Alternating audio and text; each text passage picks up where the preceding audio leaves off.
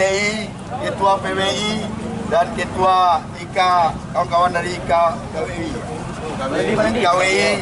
dan saya jaringan Pempret Sumatera Barat mengatakan bahwa ketika sebuah marwah profesi diinjak-injak, maka darah dan nyawa pun siap kita pertaruhkan.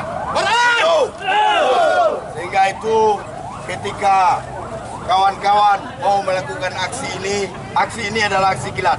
Cuma 12 jam memang. 12 jam. 12 jam persiapannya kita melakukan aksi. Mengapa? Karena kita takut kawan-kawan disusupi oleh orang-orang yang tidak bertanggung jawab. Karena itu ini aksi spontanitas wartawan Sumatera Barat. Wartawan Sumatera Barat hari ini melawan. Karena selama ini kita biarkan saja. Hoak, wartawan dikatakan hoak, kita diam saja. Wartawan dikatakan pemberitaannya banyak yang tidak berimbang, kita diam saja.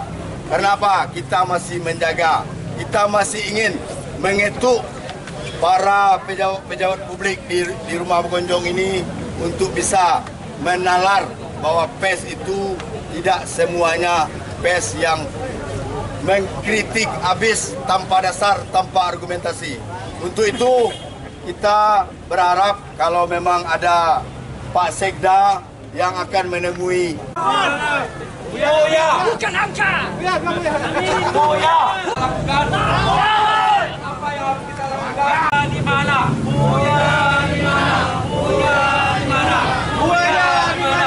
mana? Di Kenya.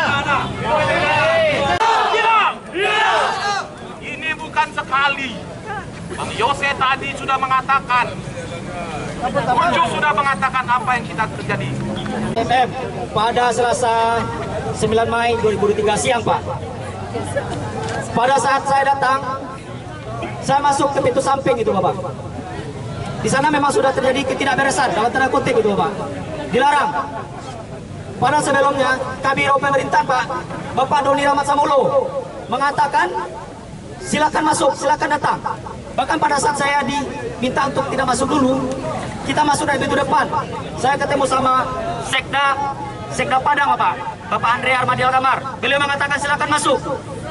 Pada saat masuk, ketika acara hendak dimulai, tiba-tiba pembawa acara atau apalah itu namanya, Pak, saya nggak tahu lah itu, whatever lah gitu, MC lah itu, Pak, mengatakan kawan-kawan silakan keluar, rekan-rekan media silakan keluar, hanya wartawan yang ditunjuk.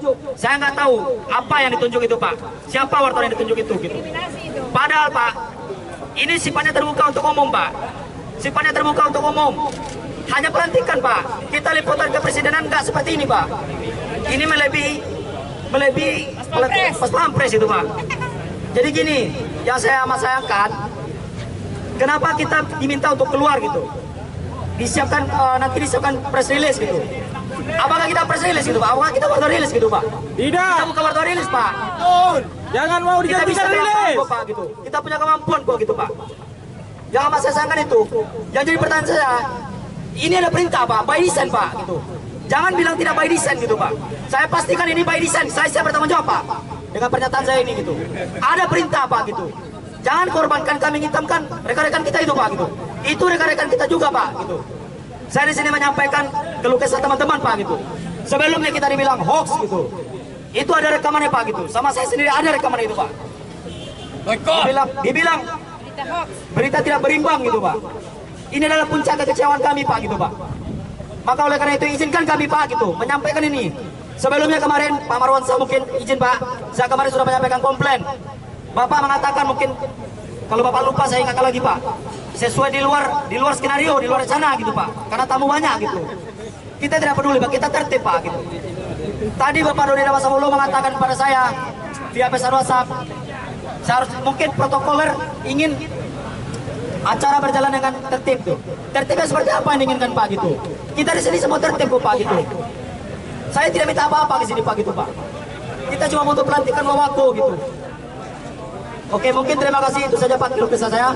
Selamat siang, assalamualaikum warahmatullahi wabarakatuh.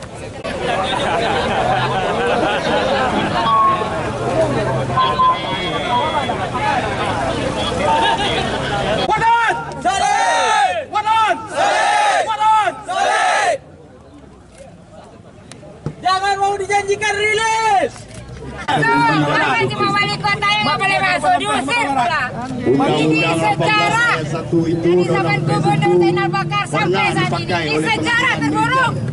Kan puncak dari kekecewaan kawan-kawan pers yang ada di Sumatera Barat karena beberapa waktu belakang, rupanya kemarin ya, dari pelantikan wakil wali kota Padang terjadi pengusiran terhadap kawan-kawan wartawan yang sedang melakukan pekerjaannya, dan ini tentunya sangat melukai dan sangat melanggar Undang-Undang Nomor 40, tepatnya pasal 18 ayat 1, ikut menghalang-halangi dan mencederai kinerja dari kawan-kawan wartawan.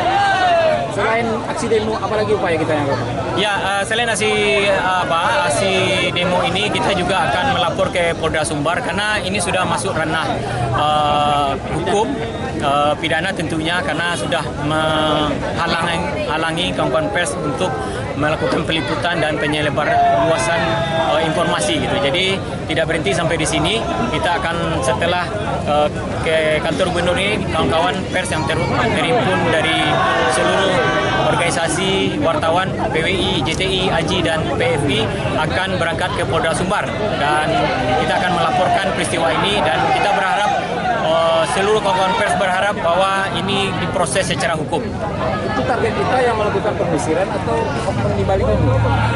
Kita targetkan semuanya. Kita berharap dengan kejadian ini, dengan aksi yang kita lakukan ini terjadi perubahan. Jadi seakan-akan kawan-kawan di pekerja pers tidak dianggap leceh oleh pemerintah Provinsi Sumatera Barat, karena ini tidak kejadian yang pertama. Di tahun 2023 ini saya sudah 3 kali pelecehan yang dilakukan oleh pemerintah provinsi, dan terakhir kemarin masalah hoax, dan sampai saat ini Gubernur Sumatera Barat secara pribadi tidak pernah mengucapkan kata maaf secara langsung, dan ini tentunya sangat melukai kita para pekerja pers di Sumatera Barat. Jadi tuntutan kita yang utama sekali apa itu, Bang? Tuntutan kita akan laporkan, ya, kita akan laporkan ke Polda Sumbar, karena ini sudah ranahnya melanggar undang-undang. Jadi di pasal 18 Undang-Undang Nomor 40 tentang pers itu tahun 2009 jelas dikatakan siapa saja pihak orang yang melakukan menghalangi tugas pers itu akan dituntut selama 2 tahun penjara kalau nggak salah, dan denda sekurang-kurangnya 500 juta rupiah. Dan ini tentunya kita tidak mencari dendanya, tapi ini menjadi efek bagaimana semua pihak, semua elemen yang ada di Sumatera Barat, di Indonesia tentunya, menghargai kinerja dari pers itu sendiri. Terima kasih, Pak.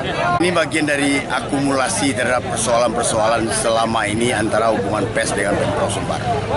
Ada beberapa hal yang perlu kita ketahui sebelum ini yang telah viral dan pers diam. Kemarin itu adalah puncaknya. Puncaknya mengusir, melarang wartawan meliput sebuah kegiatan pelantikan wakil wali kota Padang. Kalau kita biarkan, kita sepertinya sudah tidak punya harga diri lagi. Dan boleh-boleh saja narasumber atau para pejabat publik menganggap pers itu bisa diamankan, bisa didiamkan, bisa dininabobokkan.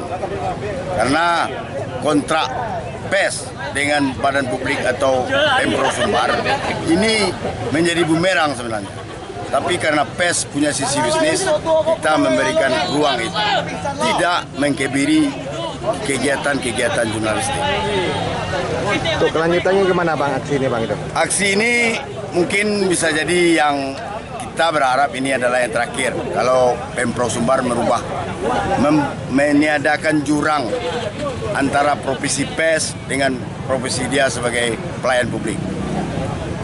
Dan kalau seandainya tadi kan dari pihak kawan-kawan wartawan meminta gubernur meminta maaf kepada kawan-kawan ini, Bang. Dan seandainya kalau tidak dilaksanakan oleh gubernur, tindakan apa selanjutnya, Bang, itu? Saya kira untuk meredakan suasana ini dan menimbulkan kenyamanan kemitraan kembali, gubernur sebaiknya tidak ada salahnya untuk meminta maaf secara resmi. Karena orang yang minta maaf itu justru lebih hebat. Pemimpin hebat itu berani minta maaf ketika sebuah kekeliruan terjadi. Dan maaf dari gubernur itu tidak akan menghentikan proses penyelidikan atau lidik yang dilakukan oleh pihak penyidik dalam rangka laporan terhadap kawan-kawan PES yang diusir atau dilarang meliput kemarin. Jadi ini tetap lanjut ke ranah hukum ya Bang ya?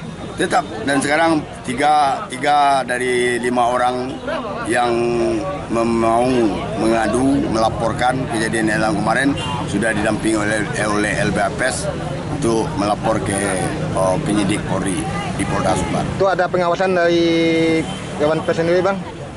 Saya kira kalau undang-undang pers tidak ada hubungannya dengan Dewan Pers ini.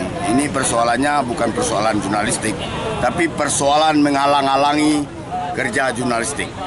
Pasal 18 ayat 1 itu jelas.